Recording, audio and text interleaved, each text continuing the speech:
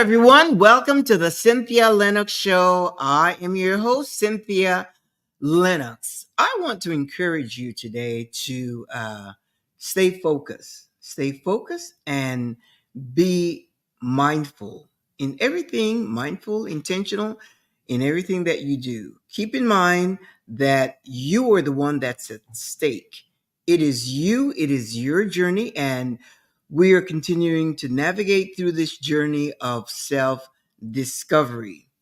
One of the things to keep in mind is when you set out to navigate, set out to discover who you are so that you can step into your true, authentic self. The important thing to understand is that you're going to be breaking with tradition. You're going to be breaking conventional norms. You're going to challenge the status quo, religious deconstruction. All of these things are going to come into play. That will be, for some of you, a challenge because the place of tradition that becomes, for some of us, or for some people, of course, I've broken loose, quite some time ago. But for some people, it's the norm. It's a place of comfort. It's a familiar spot. It's what you know. It's a safety place to be. And when you take a step to break out of the norm, to break out of the place of comfort, it can be uncomfortable because there are a lot of changes that comes with it. But the only way you will come into that place of your true authentic self, knowing really who you are and loving yourself and really living in that place of freedom and joy and peace and contentment and a place of pleasure. The only way you will know that is when you break away from the old and embrace the new. And I'm sharing with you today, just like I have done myself. You can create your own. It's like myself. You create the life you want. You create the life you want. You don't have to settle for for what society has constructed along the years. You don't have to settle for that. I always say, your freedom stops when you infringe on the freedom of another. But as long as you go through life enjoying yourself and having a good time, taking responsibility for yourself, and whether you do or not, again, it's on you. But for the sake of this uh, conversation, or for the sake of what I'm sharing, you take responsibility for yourself, and whatever comes from that, that's what you have to figure out or deal with. But the main thing to understand is that you're going to be breaking away from the traditional mindset. And whatever it is in your life, we go through life just, let's say, I was talking to someone yesterday, and I went to this workshop, a workshop for businesswomen, entrepreneurs, and so forth. And there was this, I had shared that because somebody asked me about my show, and I said I talk a lot about breaking from tradition and religious deconstruction. And one of the girls shared this. Oh wow, that's good. And she said she's going through this certification to get a uh, this course to get a certification. She's an interior design, high caliber, very creative, and so forth. And she came into a place where she thinks that she have discovered her niche, the things that she really want to do. And she shared it with the instructor, and the instructor was very discouraging. He said, like, why would you want to do that? There's no money in that. But what this person realized, that is her passion. That which she discovered is her passion. Now, the facilitator of the workshop that we were both in said, if it's something that has come to your mind, it is because there's a need for it.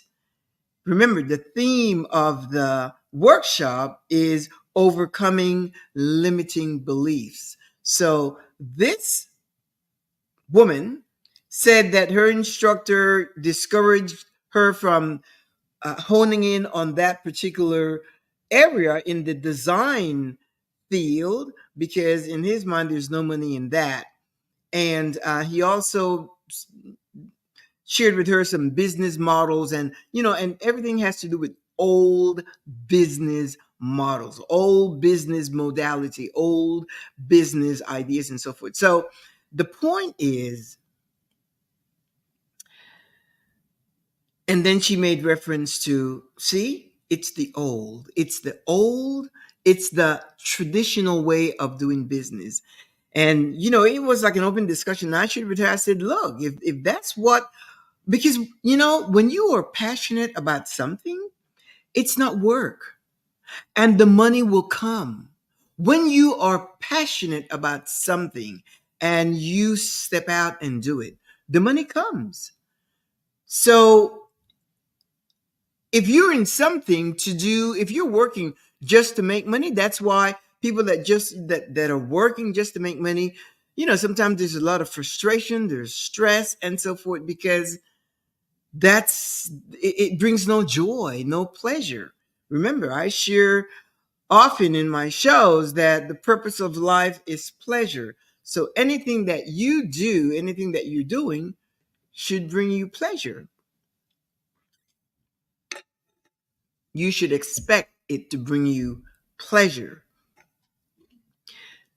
So when you think of breaking with tradition, there's so many things that we are that are so ingrained in us that we don't think of it as a traditional construct, a social construct, conventional norm. We don't think of it as that way. We just think of it as that's just the way it is. Take, for instance, and I was thinking about these things as, when I left, and I was thinking about, traditional things that we adhere to, that we follow, and so forth. And I was thinking of, let's say, relationships, marriage vows, and so forth. There's so much that goes along with that, from the time you meet someone to when you're dating to when it was so funny because now that I think of it, when I met my husband, we had already been dating. We were dating for, we're here in the US. My husband is there. I mean, my dad was in Panama. And when for some reason, I don't even know why, I wouldn't do it today, but my husband called my dad and asked him for my hand or something to that effect. Not in a formal way, but something to that effect. Now, what is my dad going to say? And I hadn't seen my dad in a long time because, I'm over here, he's over there, we correspond, but not, we hadn't seen each other. What if my dad had said no? I would have married my husband anyway. That was just a conventional norm. That was just tradition. That was just tradition. Giving my dad, I guess, the courtesy or whatever. But I was already an adult. I had already been married once before. So this was like my second marriage for me, not for my husband. He'd never been married. But so, but he called my dad and he asked. So tradition. So, and when we got married, I knew that I wanted to take away those conventional vows, traditional vows, for better, for worse, for richer, for poor, in sickness and in health. Now, let me tell you, every relationship, marriage, is transactional. Whether you whether you want to accept it or not, it's transactional. And when sometimes you go into a marriage, it doesn't turn out well. And for me, my mindset, my peace of mind comes first before anything or anyone. Because if I am not at peace with myself, it's kind of hard to be at peace with someone else. So when you say for better, for worse, just say, for instance, you get into a marriage, and after a year or two or whatever, somebody gets distracted outside of the marriage and they cheat. They cheat. They cheat meaning they have an extramarital affair. They have an affair. What does that mean to you? Would you stay? Would you stay in the marriage? You know, they talk about therapy and counseling and so forth. And, you know, everyone is wired differently. But I personally, I don't believe one needs to work to save a marriage. Are you saving a marriage, or are you, you know, in it to have equal exchange? I love you, you love me, I like you, you like me. It's transactional. Because if one of the parties decides at one point that they no longer desire to be with you, or they no longer really enjoy your company, I wouldn't see any reasons to be in the marriage. You don't save a marriage, you enjoy a marriage. But we are taught, you know, it's tradition. You know, you go to marriage counseling, you go to church, to the pastor, you try, and it becomes so fake. Just imagine it. It becomes so, you know, so much effort to make the marriage work. Why? Why would we do that? You know, because of the way I think that life, the purpose of life is pleasure.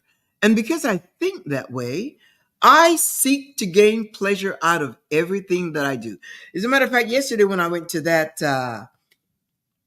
workshop, I got up, I just wanted to chill. I just wanted to chill. But I knew, because of what they were going to share, overcoming limiting beliefs, that's something that, you know, I wanted to hear somebody else's viewpoint, somebody else's take on that subject. So I made myself go because I knew that I would get pleasure out of that. And I did. More pleasure than just, you know, staying home and, you know, I would have read, because I have this book that I need to, you know, I want to finish reading. I'm enjoying the book, but that would have given me more pleasure. And I did that. But just imagine working to save your marriage. And then you do all these things. You have these date nights, and you have these this, and you go away on a trip, and all of this, and you know, in the meantime, the person that's distracted is thinking about someone else, and you know, they're really not with you 100%, and you cannot be your true authentic self in the marriage. You cannot be your true authentic self because you're trying to save the marriage.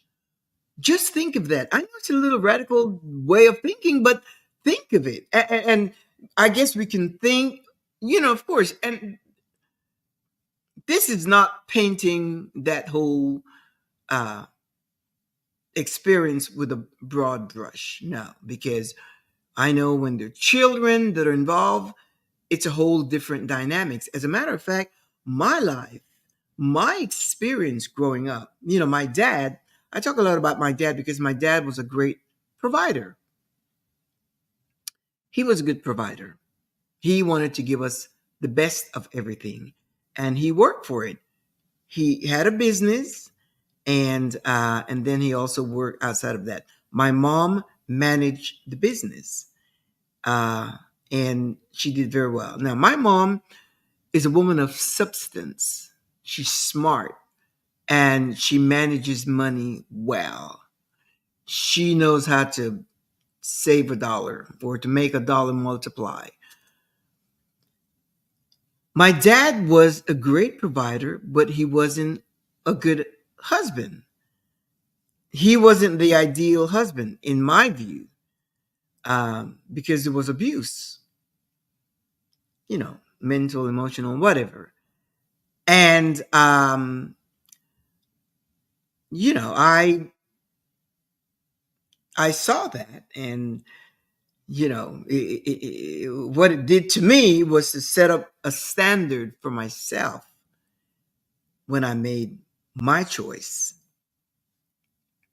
My mom had three girls, and she wanted to make sure that we benefited from the great things, the good things in life. She wanted to make sure that, we were, uh, went to the best schools and had the best of everything based on their ability to give us that.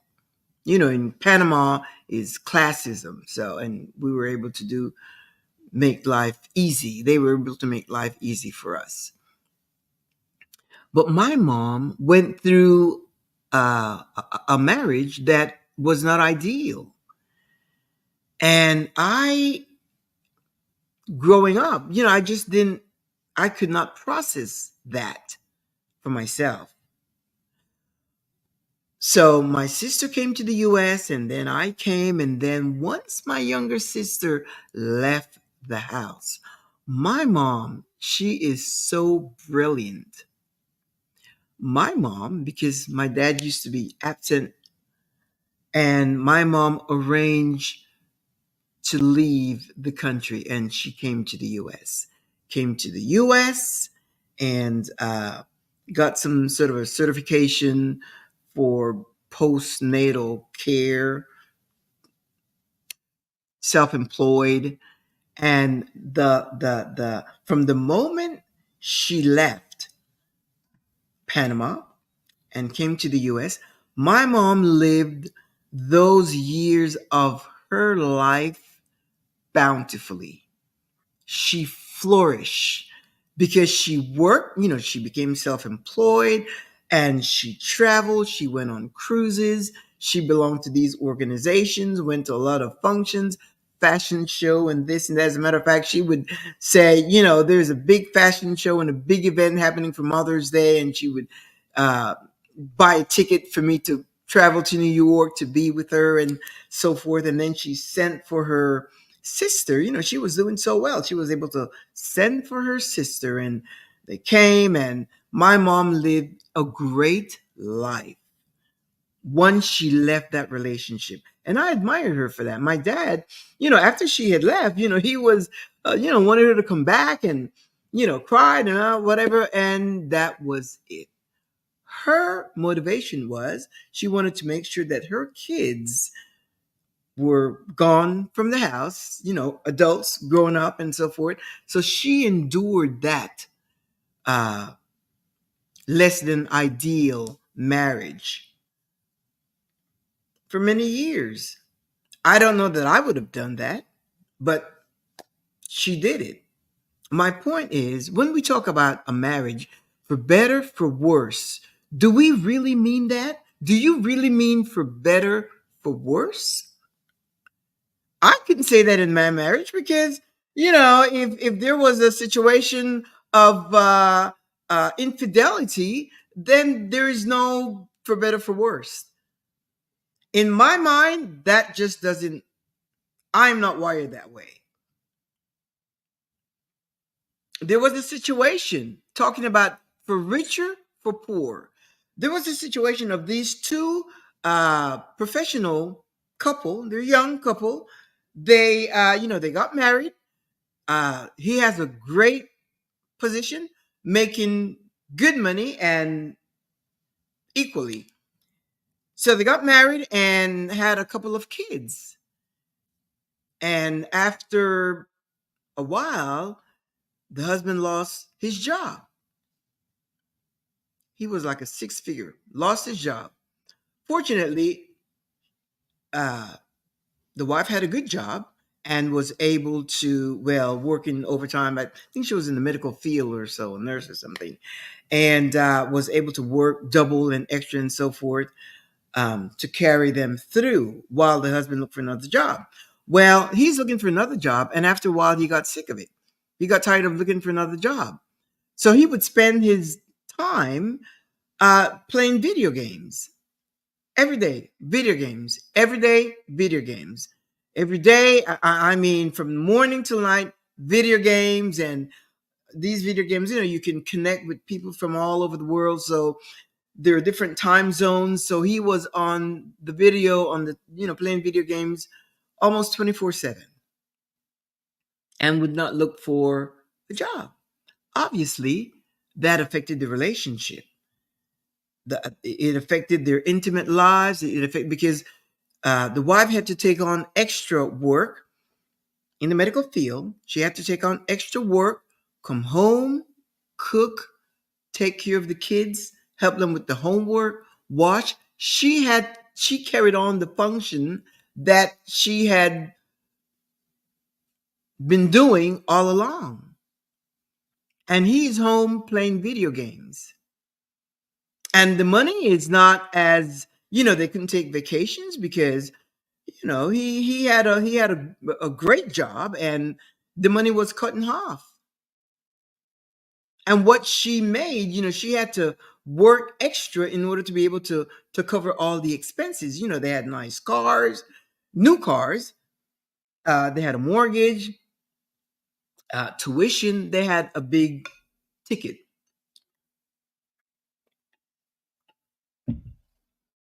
And she went through that for a few years until she said, enough.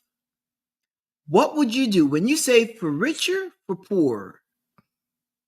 How does that fit into your own mindset? How does that fit into your own personal tolerance? How does that fits in? If something was, let's say, for instance, he had a situation with depression. Well, then you need to address that. You go to a mental professional and have that taken care of, mental situation, whether it's anxiety or panic attacks, depression. Then you address that. Then you know that there's a medical condition, and you address that as such. But to be caught up in video games 24/7, or most of the day, for rich or for poor, that just, what would you do? Think about that. But tradition tells us to obey the marriage vows. And if you made those vows, then society expects you to honor those vows. In sickness and in health, you don't have to tell somebody that. When you have a good marriage and you have a situation, that comes with it. You don't even have to say that. I don't even like saying that, because that is something that you will do anyway, in my mind. But this about for richer, for poorer. So you get he loses his job, and instead of continuing to pound the pavement or to be creative, because today you know that you can create something. As a matter of fact, that's how what's happening today is that people are creating jobs out of a need. After 2020, the pandemic, things are totally different. People working from home, and you can do so many things to create wealth, to make money. And the wife, what should she do? What would you do? What would you do? Would you work to save the marriage? And I know, yes, you have a couple of kids and so forth, but we're wired different. Now, she may say she prefers to be, for the kids to have their dad and so forth. For my mom, it was, I want them to have a good life, and until they're on their own. This woman may think she wants them to have their dad. Was he a deadbeat dad, or was he involved in their lives? Was he the one that's taking them to games and to going to PTA meetings and taking them to the park, playing with them, entertaining them, helping with the homeworks? Was he that type of that? I don't know those details, but all of those things are things that we keep in mind, that are factored into our decision. It's transactional.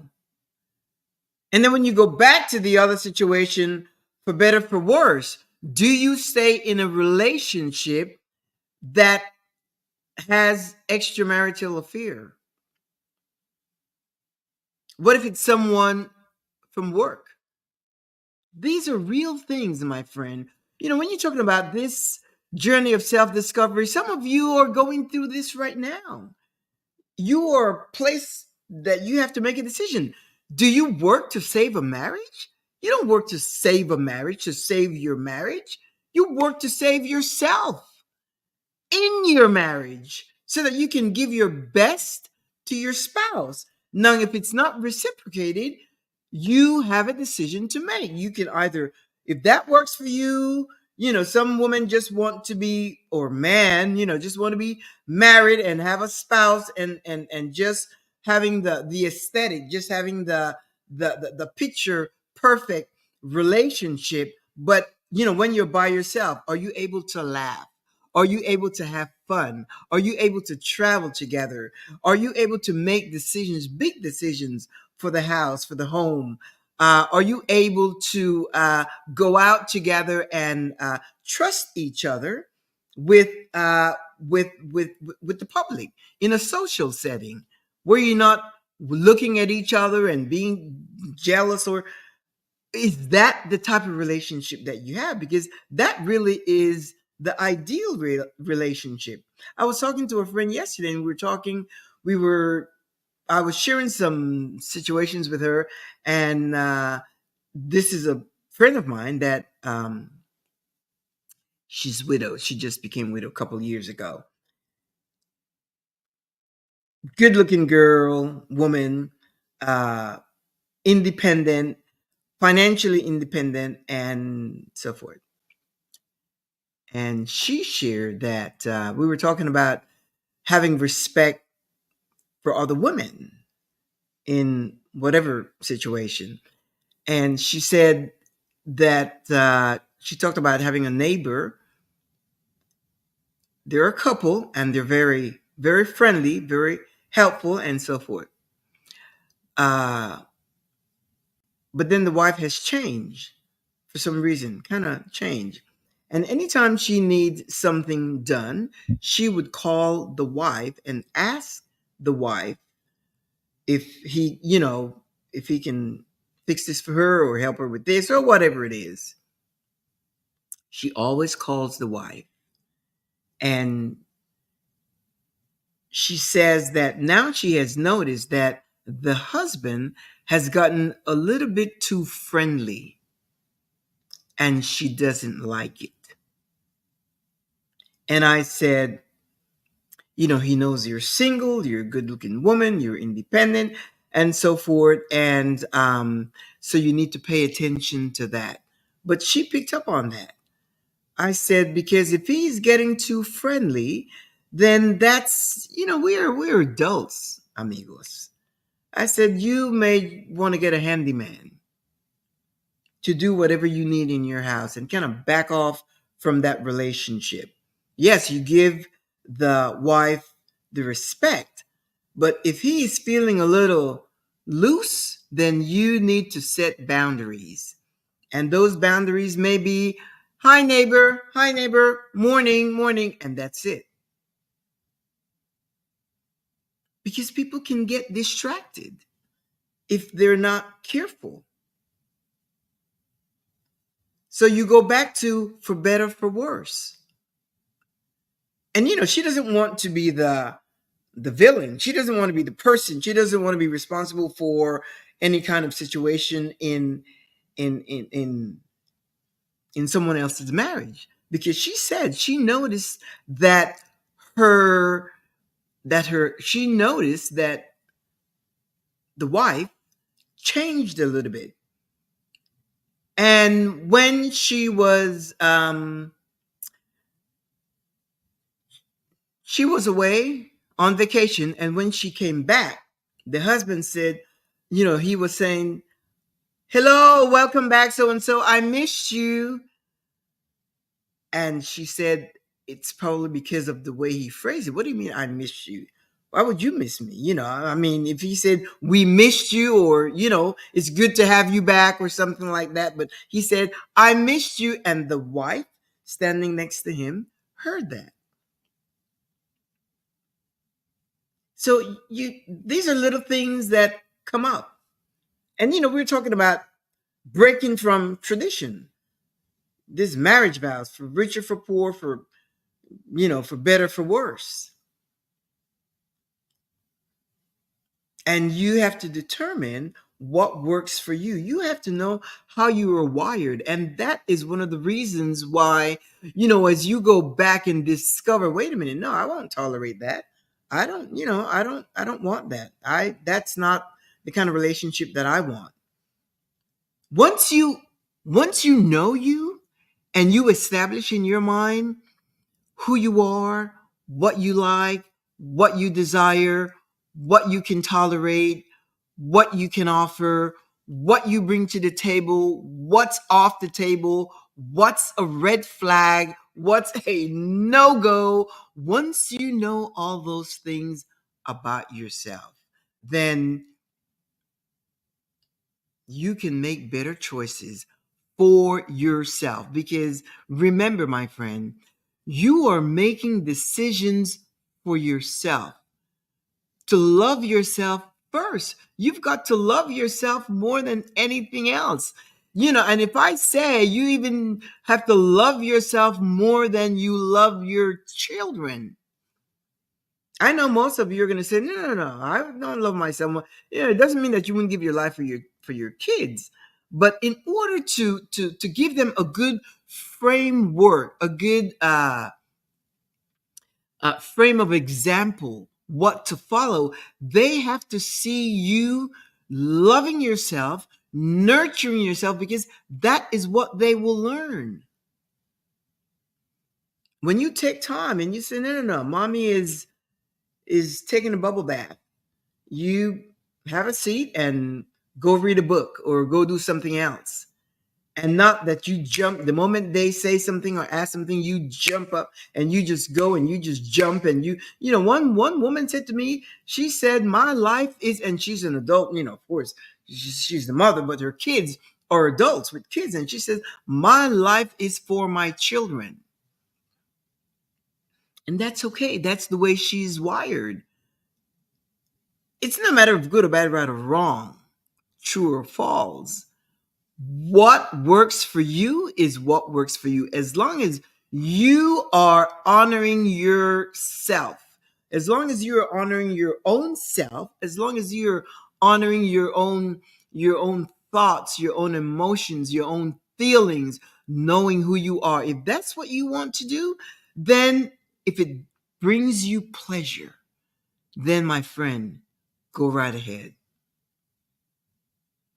That's what I like about this show. You're not told what to do, when to do, how to do. It's simply that you must do what works for you. And if it's, I don't want to listen to that, then if that works for you, then that works for you. It's what works for you. And the same way society created all these norms and traditional things and all of that, you can create, you can change things, modify, alter, dismiss, dismantle, get rid of. Growing up, we are taught to respect our elders. That is something that in just about every society, respect our elders. Does that apply today? Absolutely not. And you would say, oh, how could you say that? Does it apply today? Have you listened to some of these elders out here today? Now, if you go in a public transportation, a bus or train or something like that, and an elder person walks in, you want to, you're sitting down, you give them the seat, things like that. But as far as, the way you communicate with the elder, have you heard some of these elders, their language? And again, it's not a matter of good or bad, right or wrong, but somebody that's going to speak to me in such a bodacious way, do they deserve the respect just because they are older? Or do you mirror? They respect you, you respect them. Do you match the dynamics? Do you match the behavior? So that doesn't hold anymore. That does not hold anymore. Respect your elders? No.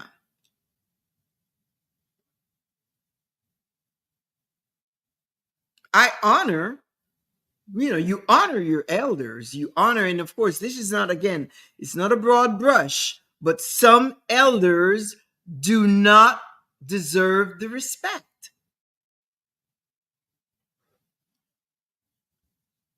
And you have to decide what works for you. You have to decide what works for you. You have to decide what kind of relationship you're going to have with a particular person.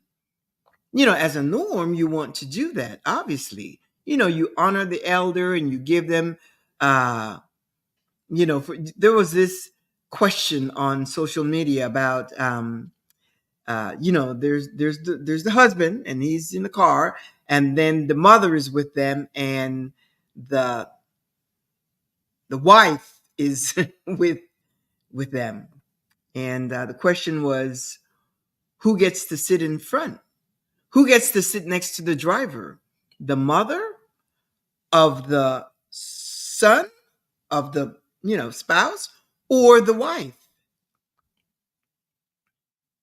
That, to me, that's just a personal thing. That is, I would not even vote on that. But think about that in your relationship, because every relationship is different.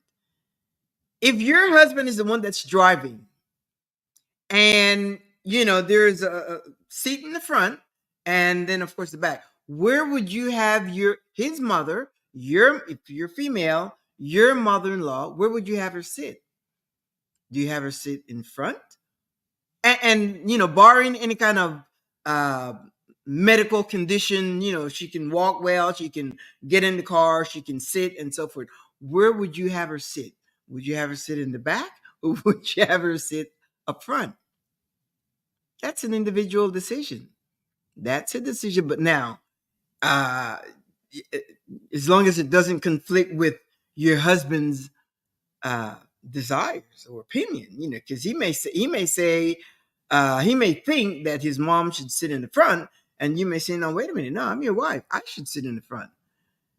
And then he would say, well, but that's my mom. And she would say, but I'm your wife. And then if the mom is a little, you know spicy or whatever, and then she just said, no, wait a minute, that is my son, and this is his car. Imagine that that drama.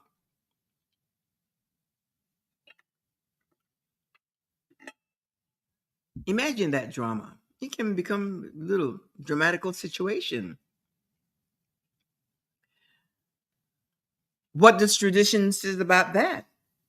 I don't even think you need to chalk that off to tradition. You just need to be able to uh do whatever dynamics, whatever works in your relationship, with your husband.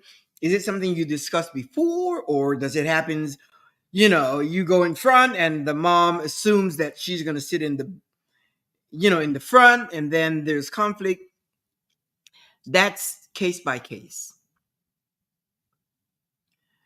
I never had that situation, so I don't know. I know one time we were taking a road trip to a couple hours out, and my mom was going with us, and I think I had her sit up front with my husband. My husband was driving, and I think I sat in the back, of course. But that was my mom. He didn't care either way. He was fine because he loved my mom, she loved him, and they get along great. There was no issue there. But not every relationship is like that. And if you go by tradition, what does tradition say about that? To me, that's a case by case situation. Case by case. Another thing, with tradition, when you get married, what's this about the woman taking the husband's name. And that tradition is here in the West, because in Latin America, that is not even an option. When you marry someone, everybody keeps their own name. The wife does not take on the name of the, I shouldn't say all of Latin America. In most Latin American countries, in Costa Rica, in Panama, no, you keep your own name. You keep your own family name.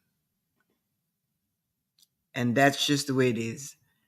And now here, things are changing a little bit, because I read the other day of a couple, they got married and he took on her name. That's different. I've never heard anything like that. But the husband took on the wife's name, last name.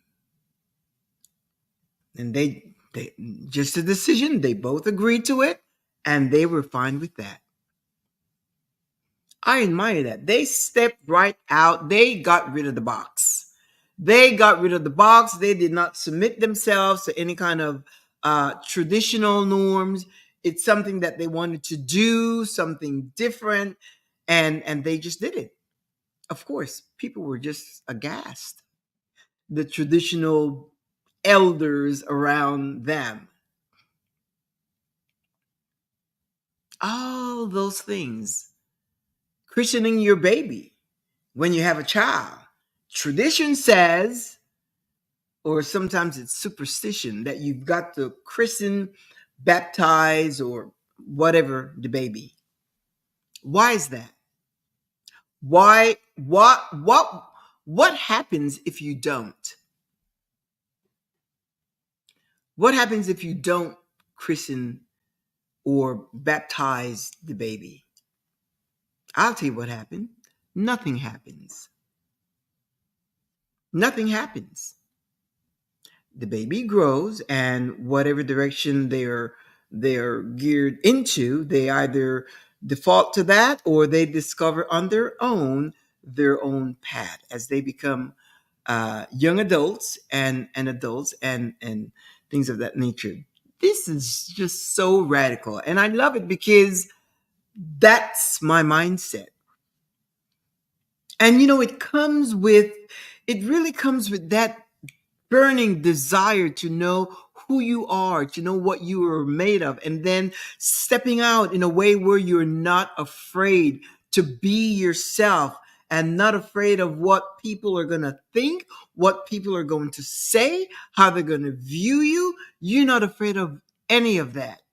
You step out being your genuine, authentic self, loving who you are, taking care of yourself, and treating people, because I have seen with my own self, the more I learn about myself and love myself, I can look at people with no judgment and no criticism. And when I say that, you know exactly what I mean. But you look at people differently, because they've got something going on in their lives. People that lashes out. There was a something on the news earlier this week about a guy that I guess it was road rage, and he took out a gun and shot the person. He didn't kill the person, but the guy got 40 years in jail behind bars. 40 years. I look at the guy, and he's probably in his late 40s.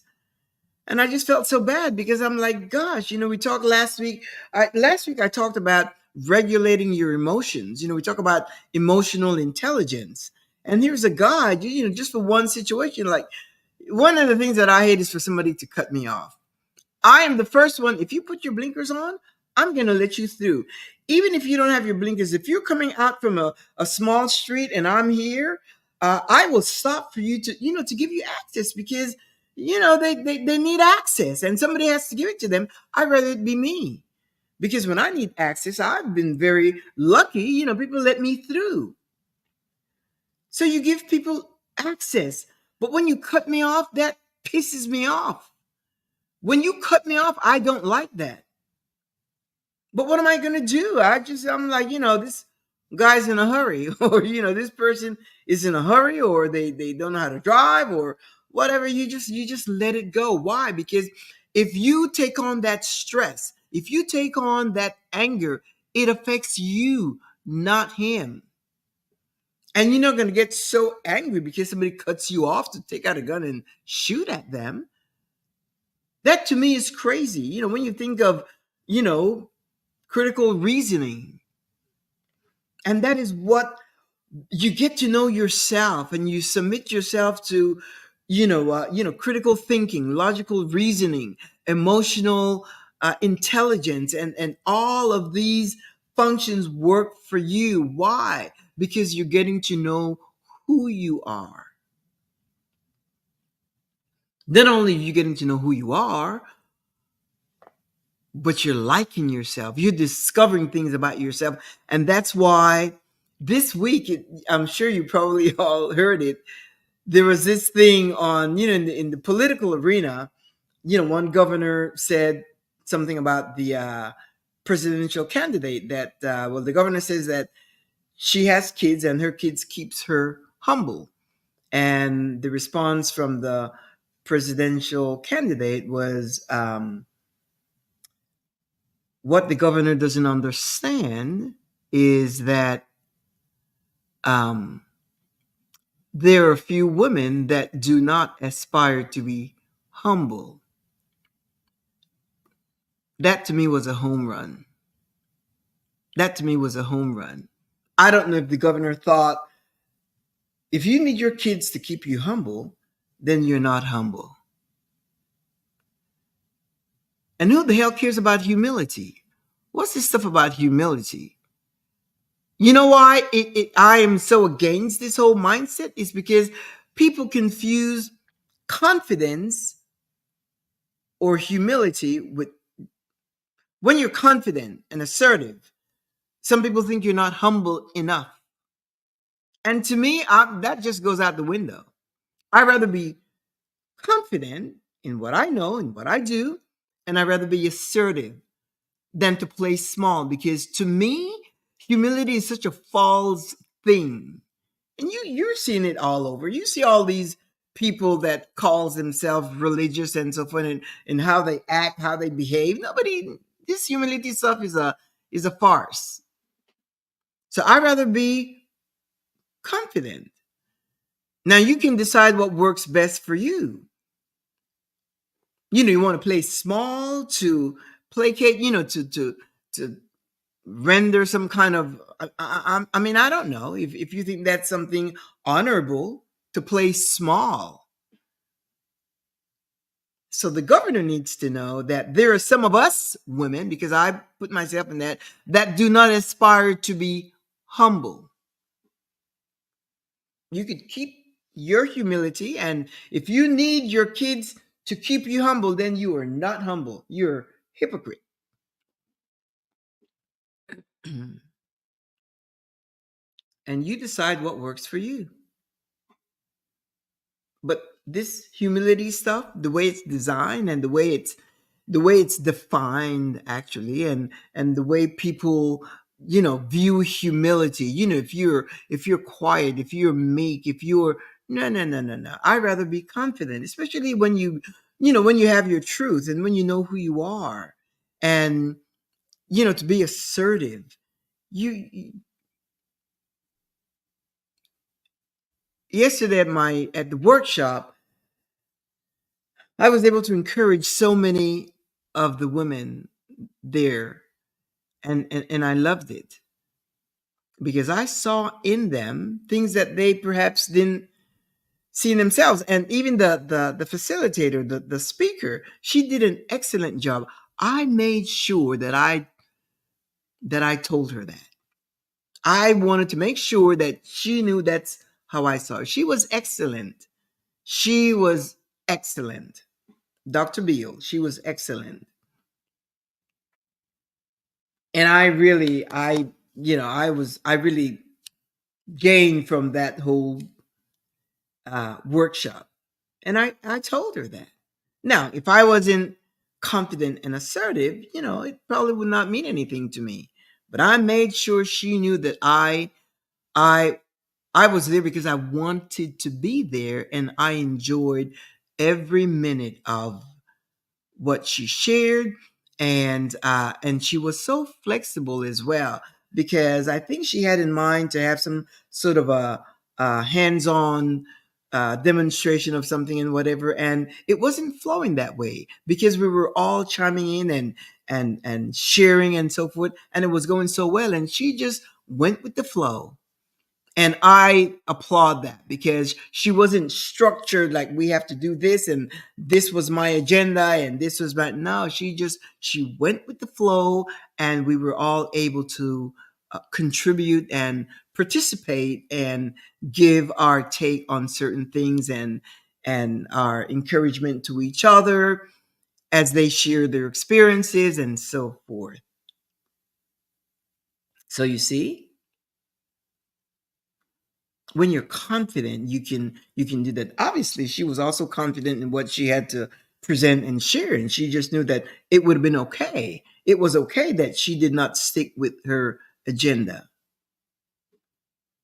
This whole tradition thing, my friend, you comes a point where and we're, it's been a while that we've been talking about a journey of self-discovery, and know that it never comes to an end, because we are constantly evolving, we're constantly progressing, we're constantly learning and leveling up. And the way that happens is that when you learn something, when you discover something about yourself, it's important that you put some action to it, and put it out there, and until you feel empowered to share, or to make a decision to do this, to do that, and to make a decision to uh to be yourself, to be your true authentic self, not being concerned with what will people say, what will people think. And as you continue to allow yourself to grow that way, you are making room for new things to emerge. But if you get stuck, like those of you that are stuck with the religious indoctrination, if you get stuck trying to reconcile and process and mesh those together, even though it may appear to be a difficult task, it simply requires a decision. And once you go back and check the sources of different things, is this true? Is this correct? Once you go back and check the source of all the information that you garnered through teaching and the doctrines, as you were growing up, you need to go back and check it, and I was talking to someone about, and they were, you know, thoughts and prayers for the people, that there's an impending hurricane that's upon us, Hurricane Milton, and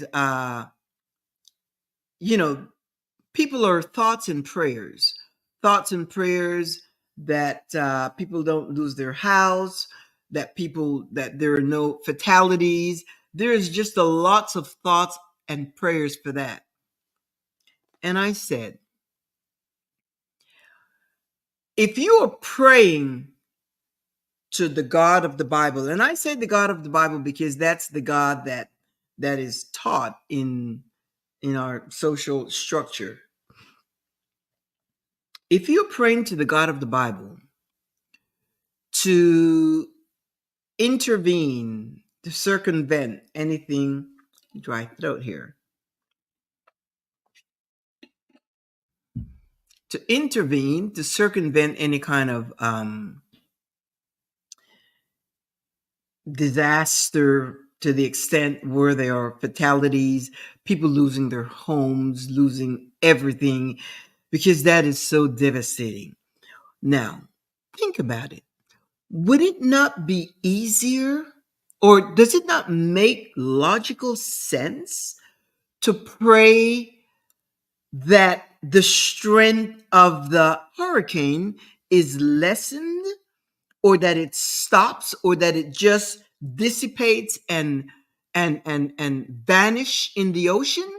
Wouldn't it makes better sense, logical sense, my friend, to pray for that to be to disappear, as opposed to, oh, if it comes upon us, that the damage are minimal? Because the same God that you are praying to circumvent the strength of Hurricane Milton is the same God. I imagine, I am not religious, so I don't, that's not my path. But it's the same God that you can pray to to to get rid of Milton, so that it causes no damage. And sure, we know it's a natural phenomenon, and climate change and all that, but you serve, for those of you that are Christians, an all powerful God. Christians, or whatever religion that ascribe to a powerful divine being, that same God can mitigate this whole situation. And that's what I would say that one needs to pray for, not to minimize the damage, but to avert any kind of damage to the people in that region. We've got to change our thinking, get rid of the traditional mindset and limiting beliefs that we have. We can expand, you can go beyond, you can be curious as to see how would that work. And if you're gonna pray and intercede and fast and all of that, then pray for it to be dissipated in the ocean, to disappear, causing no harm, no power outage, no damage to people's house, and so forth.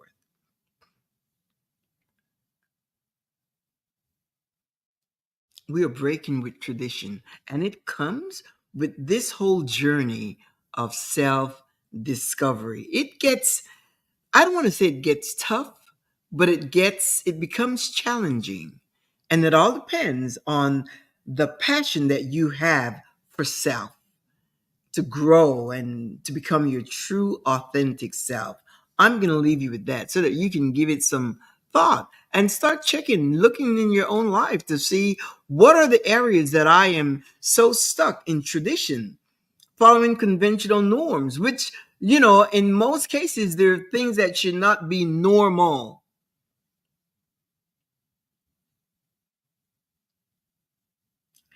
In the meantime, every Thursday, we have a date right here, 2 p.m. Central Standard Time. And if you miss our date, then you can check 24/7 YouTube, LinkedIn, and Facebook. And you can pick up the feed on any one of those stream. And now, if you want to drop me a note, you can go to info@thecynthialinoxshow.com and drop me a note. We'll take it from there and chat. I'm also a life coach in case you need someone to walk alongside you during this journey. Uh, Drop me a note and we can have a 30-minute Zoom to see you know, if we're a good match, and based on what your needs are, because, they're life coach for different things. They're career life coaches. They are, just life coach for marriage, relationships, a whole bunch of different times. So anyway, and mine, of course, for me, it's discovering the true nature of who you are. So I'm going to leave you with that, my friend. Have a fantastic weekend, whatever you do. And I will see you next week, same time, same place. And we'll just continue to unpack some goodies with this going. Hasta luego, amigos. Chao, hasta la próxima semana. Au revoir, tata.